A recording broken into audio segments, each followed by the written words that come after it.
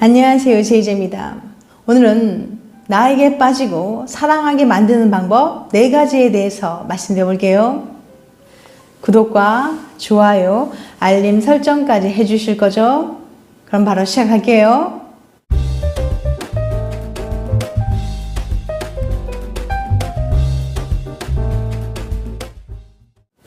우리는 누구나 진정한 사랑을 찾아 헤매죠. 하지만 동시에 혼자가 되는 것이 두려워 누군가와 관계를 맺지 못하거나 다른 사람을 잃을까봐 혹은 결정하지 못해 관계를 이끌어 나가게 되면 진정한 사랑은 불가능합니다. 그렇게 되면 사랑은 두려움에 근거하기 시작하게 될 거예요. 하지만 진정한 사랑은 감정적으로 의존하는 것이 아닙니다. 많은 사람들은 진정한 사랑과 감정적으로 의존하는 것을 헷갈려 해요. 그래서 사랑하기 때문에 질투하는 거야. 혹은 사랑은 소유 같은 말을 믿는 겁니다. 사랑하는 것이 곧 의존하는 것이라고 믿는다면 그건 결코 제대로 사랑하는 게 아니에요. 그럼 진정으로 누군가를 사랑하고 사랑받으려면 어떻게 해야 될까요? 나에게 빠지고 사랑하게 만드는 방법 4가지. 첫 번째, 사랑의 타이밍을 잘 포착하라. 사랑은 타이밍이란 말이 있듯이 어긋남 없이 관계가 발전하려면 타이밍을 놓치지 말아야 합니다. 살아가면서 누군가 진정으로 사랑에 빠지는 건 쉬운 일이 아니에요. 우선 내가 그 사람을 사랑하고 그 사람도 나를 사랑해야 되죠. 그런데 같은 사람일지라도 타이밍이 맞지 않으면 그냥 스쳐 지나가게 됩니다. 만약 당신이 결혼을 하고 나서 이상형을 만날 수도 있고 지금은 누구를 만날 여건이 되지 않아서 어쩔 수 없이 좋아하는 감정이 있어도 떠나보낼 수밖에 없는 순간도 있습니다. 이처럼 진정으로 누군가를 사랑하는 일은 생각보다 쉽지 않아요. 이것이 얼마나 어려운 일인지 이기주 작가님의 말을 인용해 볼게요. 사랑은 감정과 타이밍의 결합으로 완성된다. 하지만 애석하게도 감정은 예측 불가능하며 타이밍은 더 예측 불가능하다.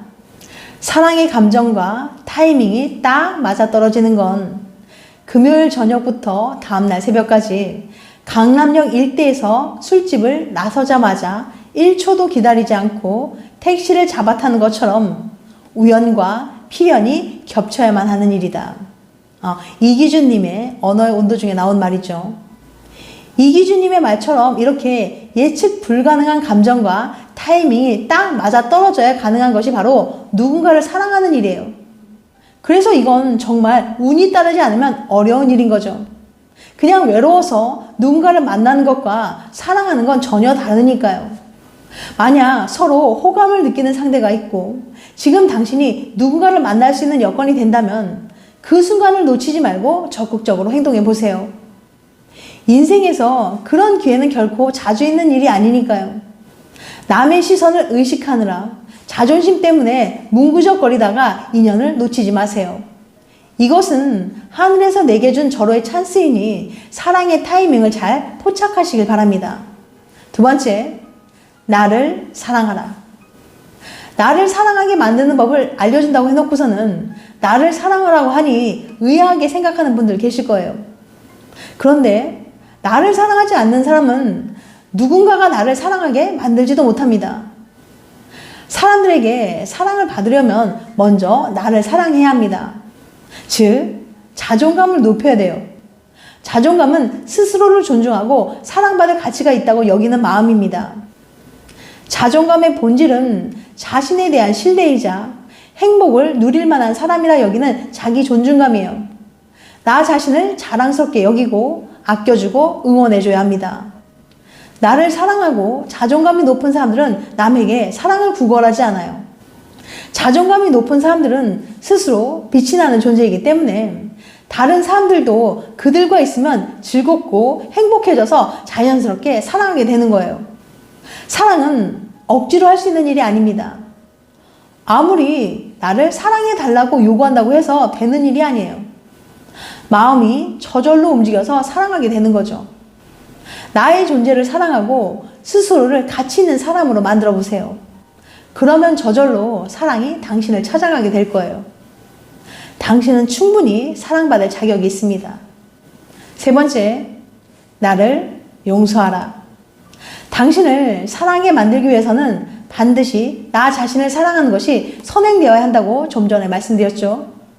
그런데 나를 사랑하기 위해서 먼저 또 해야 할 일이 있습니다. 그것은 바로 나를 용서하는 일이에요. 우리는 살아가면서 나의 잘못된 선택이나 실수로 인해 정말 후회하는 일이 생깁니다. 그때 그러지 말았어야 했는데, 내가 한 선택이고 실수니 남의 탓으로 돌릴 수도 없고 남을 원망할 수도 없겠죠.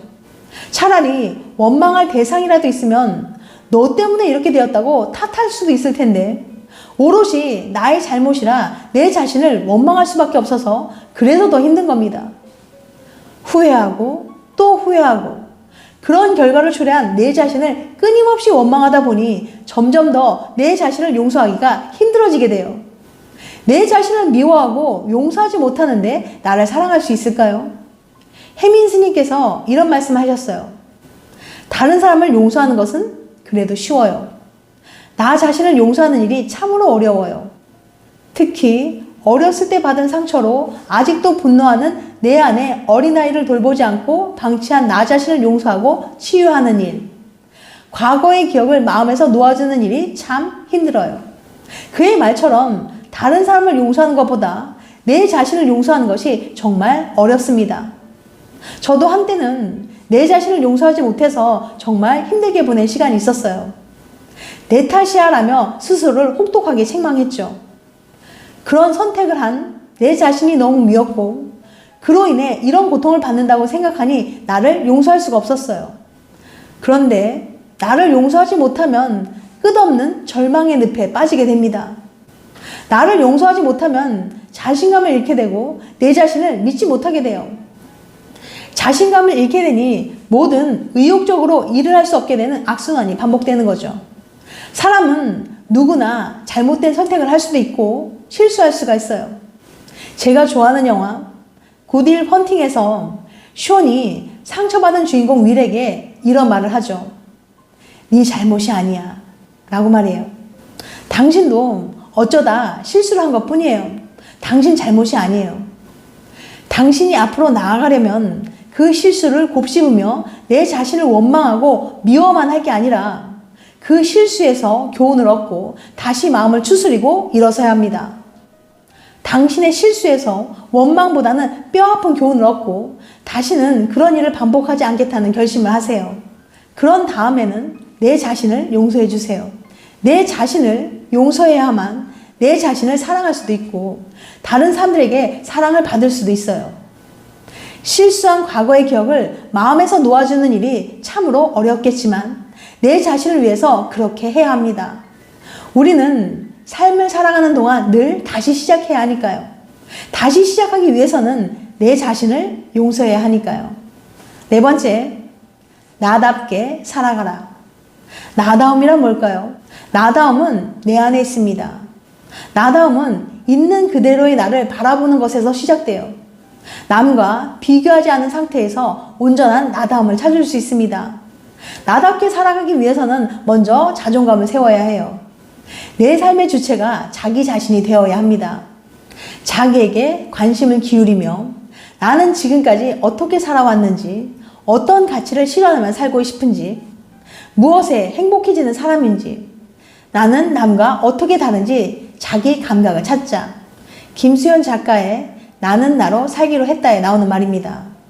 김수현 작가의 말처럼 우린 나답게 살아가기 위해서 자기가 무엇을 좋아하는지, 무엇을 원하는지 자기 감각을 찾아야 합니다.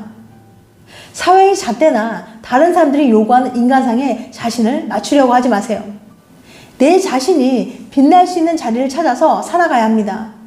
자신의 삶에 관심과 노력조차 기울일 생각이 없는데 타인에게 존중과 사랑을 받을 수 있을까요? 나답게 살아가는 것. 그것이 바로 다른 사람에게 사랑과 존중을 받는 첫걸음이라고 생각합니다. 지금까지 나에게 빠지고 사랑하게 만드는 방법 4가지에 대해서 말씀드렸어요. 다시 한번 요약해드리면 나에게 빠지고 사랑하게 만드는 방법 4가지. 첫 번째, 사랑의 타이밍을 잘 포착하라. 두 번째, 나를 사랑하라. 세 번째, 나를 용서하라. 네 번째, 나답게 살아가라. 다음엔 더 재밌고 유익한 영상을 찾아뵐게요. 끝까지 시청해주셔서 감사합니다. 다음에 또 봬요. 안녕.